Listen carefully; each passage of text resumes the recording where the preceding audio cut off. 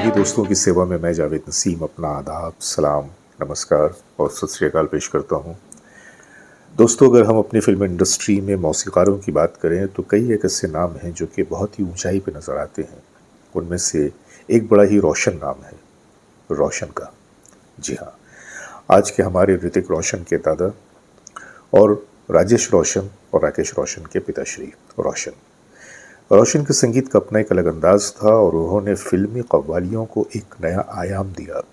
चांदी का बदन सोने की नजर उस पर ये नजाकत का। वो कव्वाली आपको याद होगी, न तो कारवां की तलाश है न तो हमसफ़र की तलाश है। इस कव्वाली को तो फिल्मी कव्वालियों का सरताज कहा जाता है, लेकिन उन्होंने बड़ी खूबसूरत खूबसूरत कव्वालियाँ इंडस्ट्री को दी। उनके एक असिस्टेंट हुआ करते थे, एक नहीं बल्कि दो, एक जोड़ी हुआ करती थी, सोनी कोमी जी। आज के इस वीडियो में मैं सोनी कोमी जी से जुड़ी हुई कुछ बातें आपको बताने जा रहा हूँ। और जाहिर सी बात है कि जब रोशन जी का नाम आएगा, सोनी कोमी जी का नाम आएगा, तो कहीं ना कहीं रफ़ी साहब भी खड़े नज़र आएंगे। तो आइए चलते हैं आज की वीडियो की तरफ। लेकिन आपसे सिर्फ यही गुजारिश है कि जिस तरह से आप लोगों ने माजी में हमें अपनी मोहब्बतों से नवाजा है, ऐसे ही अपनी मोहब्बतों से नवाजते रहिए। आजकल थोड़ी सी कमी महसूस हो रही है, तो बने रहिए हमारे साथ और देखते रहिए अपना मनपसंद चैनल सिनेमाया। चलते हैं वीडियो की तरफ।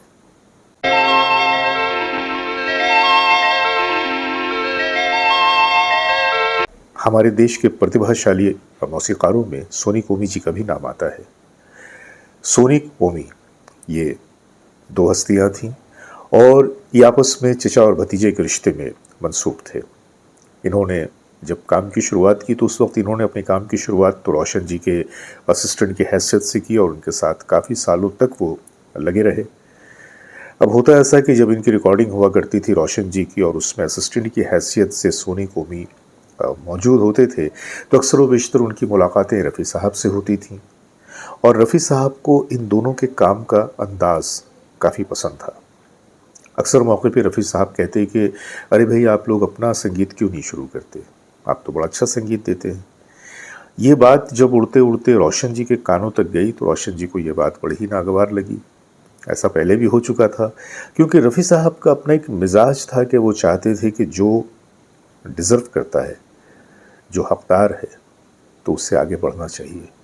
और ऐसे बहुत सारे मौसीक़ारों को उन्होंने प्रोत्साहित किया, उन्हें सपोर्ट किया और ऐसे बहुत सारे गुलकार थे जिनको उन्होंने उनके उत्साह को बढ़ाया कि आप अच्छा काम करें, अच्छे से अच्छा गाएं। रफ़ी साहब ने कभी भी किसी के साथ कोई हसद जलन या कोई कंपटीशन महसूस नहीं किया। ये भी उनका एक बड़ा ही आला मिजाज था। तो जब रफ़ी साहब ने इन लोगों को भी एक उत्साह दिया तो इन लोगों ने भी काम की तलाश शुरू कर दी और सोचा कि अगर कोई फ़िल्म मिलती है तो हम अपने तौर से अपना संगीत देंगे। 1966 की बात है कि उन्हें एक फ़िल्म मिल गई। फ़िल्म का नाम था दिल ने फिर याद किया। और दिल ने फिर याद किया में आपको याद होगा कि उसका जो संगीत था, बड़ा ही खूबसूरत संगीत था। मैं सूरज हूँ तू मेरी किरण संग तेरा रहे और दिल ने फिर याद किया, बख्श सी लहराई और इस तरह के बड़े प्यारे प्यारे गाने थे। ये दिल है मोहब्बत का प्यासा। फिल्म हिट हुई क्योंकि धर्मेंद्र थे, नूतन थे, रहमान थे उसमें, और फिल्म में हिट होने के साथ साथ जो फिल्म का संगीत था वो भी बहुत हिट हुआ। मोहब्बत की उभर आए। इस पहली ही फिल्म के बाद सोनी कोमी जी ने अपना एक मकाम बना लिया इंडस्ट्री में। लेकिन इंडस्ट्री में ये मकाम बनाने के बाद भी इस कामयाब फिल्म से उन्हें कोई ख़ास फ़ायदा नहीं पहुंचा।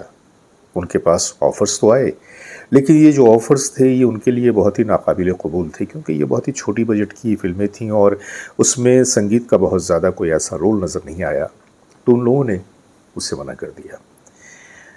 बेहतर फिल्म की आस में 2 साल बीत गए। 1966 में दिल ने फिर याद किया आई थी और अब तो 1968 शुरू होने वाला था। देखते देखते 2 साल बीत गए और 1968 आ गया। 1968 में उन्हें एक फ़िल्म मिली, आबरू। आबरू में उसके हीरो थे दीपक कुमार और उसके साथ हीरोइन थी विमी। गर्चे ये दोनों आर्टिस्ट बॉक्स ऑफिस पे वैसा मकाम तो नहीं रखते थे, लेकिन चूंकि 2 साल का अरसा बीत चुका था तो इन लोगों ने उस फिल्म को कबूल कर लिया। फिल्म छोटे बजट की थी, लेकिन इन दोनों ने उसमें भी अपने संगीत का मुजाहरा करने में कोई कोताही नहीं रखी। फिल्म के तमाम गाने बेहतरीन थे और उनमें कुछ गाने जो रफ़ी साहब की आवाज़ में थे वो तो बेमिसाल थे। मैं उनकी झलक आपके सामने पेश कर रहा हूँ। आइए उस फिल्म को याद करते चलते हैं। आबरू 1968 की फिल्म, जिसमें सोनी कोमी साहब ने बेहतरीन संगीत का मुजाहरा किया था। हर चेहरा यहाँ चांद तो हर जर्रा सितारा, आपसे प्यार हुआ आप खफा हो बैठे, मिलके बैठे भी न थे और जुदा। दोस्तों, आबरू तो हिट नहीं हुई, लेकिन गाने बड़े हिट हो गए और बहुत ज़्यादा ही प्रचलित हो गए, चर्चित हो गए। लोगों की ज़बान पे वो गाने आ गए। लेकिन उसके बाद भी सोनी कोमी साहब के पास में बड़े बजट की फिल्में नहीं आ रही थी, वही छोटे छोटे बजट की फिल्में आ रही थी। पहले तो इन्होंने ख़ुद को इन चीज़ों से दूर रखा, बहुत सारे ऑफ़र्स को इनकार किया, लेकिन फिर वक्त और हालात ने उन्हें मजबूर कर दिया कि वो अब बी ग्रेड की फ़िल्मों को भी कबूल कर लें।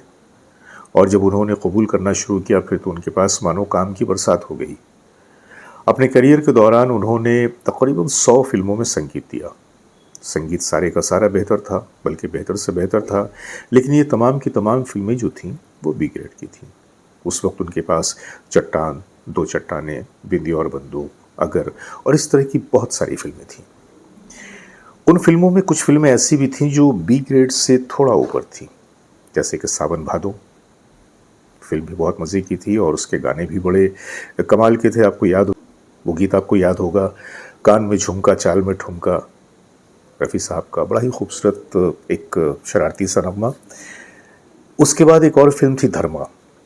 धर्मा में प्राण साहब थे, बिंदु साहब, नवीन निश्चल और इस तरह से वो रेखा वगैरह के साथ सजी हुई एक फ़िल्म थी। फिल्म में इन्होंने एक बड़ा ही बेहतरीन काम का मुजाहरा किया। फिल्म में कव्वाली थी, इशारों को अगर समझो राज को राज रहने दो, आपको याद होगा। प्राण साहब की उसमें अदायगी और प्राण साहब के अंदाज में ढल कर रफ़ी साहब ने जो इसको अदा किया था, वो तो कमाल की बात थी। आइए एक छोटी सी झलक मैं आपके सामने पेश कर रहा हूँ। यारों को अगर समझो राज को राज रहने दो, सूरज चांद और तारे चले मेरे इशारों पर। दोस्तों, जैसा कि आप जानते हैं कि हमारे साथ कॉपीराइट्स की मजबूरी है, इस वजह से हम गानों को पूरा या आधा पेश नहीं कर सकते। हमारे पास कुछ सेकंड की मोहलत होती है, उसी कुछ सेकंड की मोहलत में हम आपके सामने सिर्फ उन गानों का इशारा दे देते हैं। इन तमाम गीतों को अगर आप देखना चाहें तो यूट्यूब पे जाकर पूरे का पूरा देख सकते हैं। तो मैं बात कर रहा था सोनी कोमी जी की। एक मज़े की बात मैं अब आपसे शेयर करने जा रहा हूं कि एक बार ऐसा हुआ कि एक गाने की रिकॉर्डिंग चल रही थी और बेसिकली होता यह था कि जब रिकॉर्डिंग होती थी तो रिकॉर्डिस्ट के पास सोनिक जी बैठते थे और म्यूजिशियन के पास ओमी जी खड़े होते थे और वहाँ से वो डायरेक्शन देते, किसे क्या बजाना है, किसे क्या गाना है। तो गाना चल रहा था और अचानक ओमी साहब को लगा कि यहाँ पे रफ़ी साहब का सुर थोड़ा सा हिल गया है, लेकिन उन्होंने कुछ कहा नहीं, गाने को रिकॉर्ड होने दिया। जब गाना रिकॉर्ड हो गया तो उसके बाद वो सोनिक साहब के पास है और कहा कि ये गाना रिकॉर्ड तो हो गया है, लेकिन मुझे फ़लाँ जगह पे लगता है कि रफ़ी साहब का सुर थोड़ा हिल गया है, शायद हमें गाना फिर से रिकॉर्ड करना पड़ेगा। सोनिक साहब ने कहा कि मैं तो यहाँ अंदर में बैठा सुन रहा हूँ, मुझे तो ये गाना बिल्कुल परफेक्ट सुनाई दे रहा है, मुझे तो कहीं पर ऐसी कोई बात महसूस नहीं हुई। तो उन्होंने कहा नहीं, लेकिन वहाँ पे कुछ गड़बड़ी हुई है। और इतना कह के वो रफ़ी साहब के पास गए और रफ़ी साहब से कहा कि रफ़ी साहब, ये गाना तो रिकॉर्ड हम लोगों ने कर लिया है, लेकिन मुझे ऐसा लग रहा है कि फ़लाँ लाइन की फ़लाँ जगह पे आपका सुर थोड़ा सा हिल गया है। तो रफ़ी साहब ने उन्हें गहरी नज़रों से देखा और कहा कि अगर ऐसा हुआ है तो मुमकिन है, भाई मैं भी इंसान हूँ, तो कोई बात नहीं, अगर ऐसा है तो हम इसे री रिकॉर्ड कर लेंगे। आइए इसके प्रीव्यू को सुन लेते हैं, कहाँ पर क्या गलती हुई है मैं उसे दुरुस्त कर लूँगा। जब इस गाने को सुना गया तो सोनिक साहब के चेहरे पे एक मुस्कुराहट सी आ गई और ओमी साहब भी थोड़े से परेशान नज़र आए कि जहाँ पे उन्होंने एतराज़ किया था, जिसके लिए उन्होंने सोनिक साहब से भी कहा, रफ़ी साहब से भी कहा, वहाँ पे ख़ुद उनके कान धोखा दे गए। वो गाना बिल्कुल अपनी जगह पे परफेक्ट था। उस गाने में कहीं पर इतनी सी भी गुंजाइश नहीं थी कि जिस बात पे एतराज़ किया जाता। जब गाना परफेक्ट और सोनिक साहब और ओमी साहब दोनों ने कहा कि नहीं भाई गाना तो बिल्कुल परफेक्ट है, शायद हमारे कान धोखा दे गए, तो रफ़ी साहब ने कहा कि भाई मुझे भी हैरत हुई कि माइक्रोफोन तो मेरा बड़ा अच्छा दोस्त है, ये आज मुझे दगा कैसे दे गया। इतना कह के वो मुस्कुरा पड़े। ओमी साहब ने अक्सर मौके पे रफ़ी साहब की अज़मत का एतराफ़ किया, उनकी शख्सियत का एतराफ़ किया। और एक बात जो उन्होंने कई मौके पे कहा है कि हम जब रिहर्सल करने के लिए रफ़ी साहब के साथ बैठते थे, वैसे तो हम लोग रफ़ी साहब के साथ, चूँकि वो भी पंजाबी और हम लोग भी पंजाबी हैं, तो हमारे दरमियान एक ज़हनी राब्ता था। और हम लोग जब काम करते थे तो बड़े फ्री होके काम करते थे और कभी ऐसा लगता ही नहीं था कि मैं इतने बड़े ग्लूकार के साथ काम कर रहा हूँ, या कभी उन्होंने ये एहसास ही नहीं होने दिया कि उनके सामने हम तो कुछ भी नहीं हैं। बहुत ही मोहब्बत, बहुत ही प्यार, बड़े ही खुलूस के साथ वो मिलते थे, काम करते थे। रिहर्सल में भी उनका वैसा ही रवैया रहता था। लेकिन जब हम रफ़ी साहब के साथ रिहर्सल में बैठते थे तो हमें वो लुत्फ़ नहीं आता था। और वही गाना जब माइक्रोफोन के पास वो जाते थे तो ऐसा लगता था कि माइक्रोफोन के सामने जाते ही उन पे कोई आसमानी चीज़ नाजिल होती है जिसको मैं बयान नहीं कर सकता। वो फिर उनकी आवाज़, उनका अंदाज़ क्या हो जाता था, फिर वो रफ़ी साहब रहते ही नहीं थे। एक अलग अंदाज़, एक अलग आवाज़, और हम लोग बस इसी बात के शैदाई थे। और इसलिए जब कभी वो रिहर्सल में किसी भी तरह से कुछ अगर हमें लगता था कि यहाँ पर थोड़ी सी कमी रह गई, यहाँ पे इसको ज़रा ऐसे कर लेते, तो हम लोग उन्हें कुछ नहीं कहते थे, क्योंकि हमें यकीन था कि माइक्रोफोन पे जाने के बाद तो फिर रफ़ी साहब होंगे। और हमेशा ऐसा ही होता था। हम लोगों ने जितना भी काम उनके साथ किया, बेमिसाल काम किया और बेपनाह काम किया। और आज उनके जाने के बाद भी हमें यह ख़लिश बहुत सताती है कि रफ़ी साहब अब हमारे दरमियान नहीं रहे। तो इस तरह के जज्बात का उन्होंने कई प्रोग्राम में भी इज़हार किया, अपने इंटरव्यू में भी इज़हार किया।